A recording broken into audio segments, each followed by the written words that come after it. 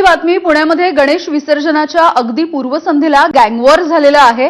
वनराज आंदेकर हत्या प्रकरणामधील आरोपी संजीवनी कोमकर हिच्या पुतण्याची 3 गोळ्या झाडून हत्या करण्यात आली आहे। पुण्याच्या नाना पेठेमध्ये गोविंदा कोमकरची हत्या झाली आहे। गेल्या वर्षीच वनराज आंदेकर याची याच परिसरामध्ये हत्या झाली होती।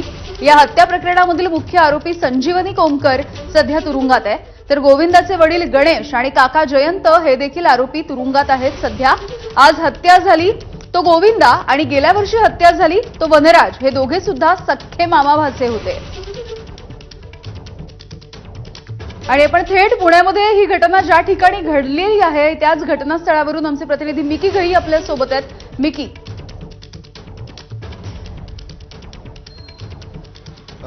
यामध्ये जर आपण बघितलं तर पुण्यामध्ये विसर्जन गणपती बाप्पांच्या विसर्जन पूर्वीच संध्याला अशा पद्धतीने पुण्यामध्ये धक्कादायक गँगवॉर या ठिकाणी समोर आलेला आहे। आता मी पुण्यातील नानापेठ या परिसरामध्ये आहे आणि इथं जर आपण बघितलं तर याच बिल्डिंगच्या पार्किंगमध्ये या ठिकाणी 3 ते 4 जण या ठिकाणी आले आणि त्यांनी फायरिंग या ठिकाणी केलेली आहे आणि ज्यामध्ये आयुष खोमकर त्याला गोळ्या लागलेल्या आहेत। त्याला तातडीने रुग्णालयामध्ये नेण्यात आलं आणि त्यानंतर ससून रुग्णालयामध्ये त्या ठिकाणी दुर्दैवी त्याचा त्या ठिकाणी मृत्यू झालेला आहे। आता जर आपण बघितलं तर पुणे पोलिसांची पूर्ण क्राईम ब्रांच या ठिकाणी दाखल झालेली आहे। तपास या ठिकाणी केला जातोय, परंतु या ठिकाणी अतिशय टेन्स वातावरण सध्या पुण्यामध्ये झालेलं आहे। एकीकडे पूर्ण विसर्जनाची तयारी पोलीस करत होते, मात्र दुसरीकडे गँगवॉर हा समोर आलेला आहे आणि त्यामुळे आता क्राईम ब्रांच या ठिकाणी पोहोचलेली आहे। पुण्यातील या नानापेठ परिसर असेल आणि त्याचबरोबर या आजूबाजूच्या परिसरात सध्या अतिशय टेन्स वातावरण आहे। आपण समोर बघतो याच मंडळात तो कार्यकर्ता देखील होता आयुष खोमकर, ज्याची हत्या या ठिकाणी करण्यात आलेली आहे गोळ्या झाडून। खरं तर ह्याची पार्श्वभूमी जर आपण बघितली तर वनराज आंदेकर जो राष्ट्रवादीचा नगरसेवक होता, गेल्या 1 ते 1.5 वर्षाखाली याच रस्त्याच्या पलीकडच्या बाजूला जेव्हा तो चौकामध्ये त्याच्या काही मित्र आणि नातेवाईकांसोबत बसला असताना त्याच्यावर सुद्धा धारदार शस्त्राने आणि गोळ्या झाडून त्याची हत्या करण्यात आलेली होती।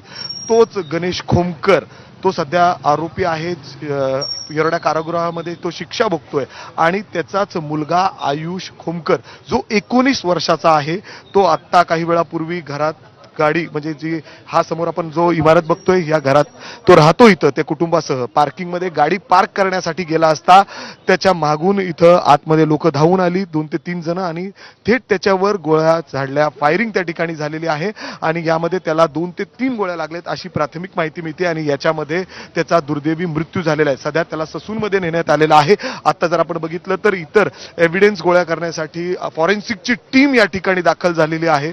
खरं तर पुण्यामध्ये आता गँगवॉर पुन्हा एकदा डोकं वर काढते की काय असा प्रश्न या ठिकाणी निर्माण झालाय आणि दुसऱ्या बाजूला विसर्जन मिरवणूक देखील तोंडावर आहे, ज्यामध्ये हजारो लाखो लोक या ठिकाणी येतात। पोलिसांवर प्रचंड ताण असतो, तिथंच पोलिसांचं सगळं कॉन्सन्ट्रेशन होतं आणि दुसऱ्या बाजूला अशा पद्धतीने गँगवॉर आपल्याला पाहायला मिळतोय। आता आपण बघतोय मोठ्या संख्येने पोलीस क्यूआरटी फोर्स देखील या ठिकाणी बोलवण्यात आलेली आहे। वरिष्ठ अधिकारी या ठिकाणी दाखल झालेले आहेत, तपास केला जातोय, मात्र आतापर्यंत कुठल्याही आरोपीला ताब्यात घेण्यात आलेलं नाही।